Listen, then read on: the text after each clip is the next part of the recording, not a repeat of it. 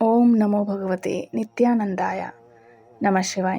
ಸಾಧಕರೇ, ಇವತ್ತಿನ ವಚನದಲ್ಲಿ 3 ನಾಡಿಗಳು ಎಲ್ಲಿ ಸೇರುತ್ತವೆ ಇದರ ಬಗ್ಗೆ ಬಾಬಾರವರು ಹೇಳಿದ್ದಾರೆ. ಸಾಧಕರೇ, ಬ್ರಹ್ಮಾಂಡದ ಮಾರ್ಗ ಅಥವಾ ಮೋಕ್ಷದ ಮಾರ್ಗ ಅಥವಾ ಪರಮಾತ್ಮನನ್ನು ತಲುಪುವ ಮಾರ್ಗ ಎನ್ನಬಹುದಾದ 3 ನಾಡಿಗಳು ಅಂದರೆ ಈಡ, ಪಿಂಗಲ ಮತ್ತು ಸುಷುಮ್ನ, ಇವುಗಳ ಸಂಗಮ ಹೃದಯಾಕಾಶದಲ್ಲಾಗುತ್ತದೆ ಎಂದು ಹೇಳಿದ್ದಾರೆ. ಚಿದಾಕಾಶಕ್ಕೆ ಮತ್ತೊಂದು ಹೆಸರು ಹೃದಯಾಕಾಶ ಎಂದು ಕೂಡ ಹೇಳ್ತಾರೆ.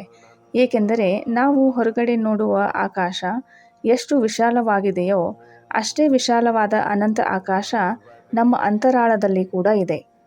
ಅದಕ್ಕೆ ಅಂತರಾಕಾಶ ಅಥವಾ ಹೃದಯಾಕಾಶ ಅಥವಾ ಚಿದಾಕಾಶ ಕೂಡ ಹೇಳಬಹುದು. ಈ 3 ನಾಡಿಗಳು ನಮ್ಮ ಶರೀರದ 6ನೇ ಕಮಲ ಅಂದರೆ ಭೂಮಧ್ಯದಲ್ಲಿ ಸ್ಥಿತವಿರುವ 6ನೇ ಚಕ್ರವಾದ ಆಜ್ಞಾದಲ್ಲಿ ಸೇರುತ್ತವೆ. ನಾವು ಯೋಗಾಭ್ಯಾಸ ಅಂದರೆ ಪರಮಾತ್ಮನಲ್ಲಿ ಒಂದಾಗುವ ಸಾಧನೆ ಮಾಡ್ತಾ ಹೋದಂತೆ ಯಾವಾಗ 3 ನಾಡಿಗಳು ಆಜ್ಞಾಚಕ್ರದಲ್ಲಿ ಸ್ಥಿರವಾಗುತ್ತವೆ ಆಗ ನಮಗೆ ಒಂದು ಚುಕ್ಕೆ ಅಥವಾ ತಾರೆ ಕಾಣಿಸುತ್ತದೆ.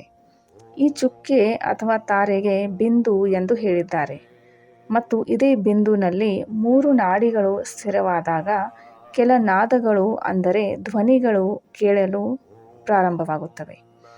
ಈ ನಾದಗಳಿಗೆ ಬಿಂದು ನಾದ ಎಂದು ಹೇಳಲಾಗಿದೆ.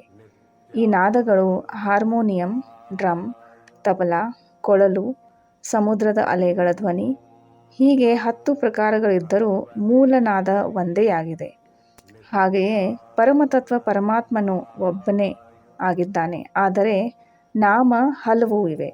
ಹೀಗೆ ಈ ಧ್ವನಿಗಳು ಒಂದೇ ಭಾಗವಾಗಿರುವ ಬೇರ್ಪಡಿಸಲಾಗದೆ ಅಖಂಡವಾಗಿವೆ.